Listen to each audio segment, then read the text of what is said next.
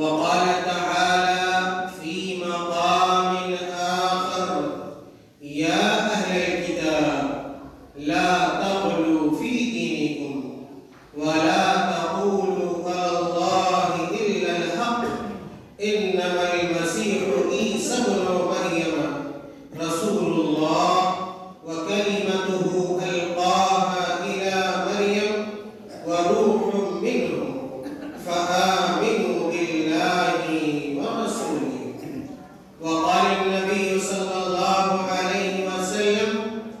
لا تطروني كما أطرت النصارى ابن مريم إنما أنا عبد فقولوا عبد الله ورسوله متفق عليه.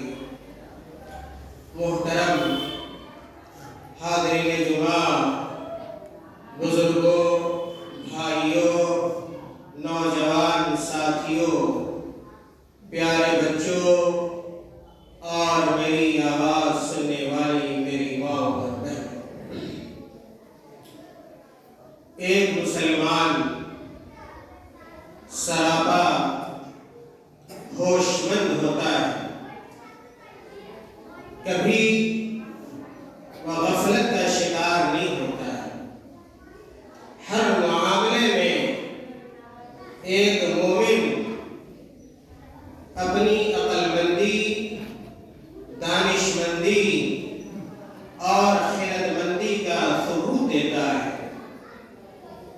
خاص طور سے اگر معاملہ دین کا ہو، شریعت کا ہو، عقیدے کا ہو،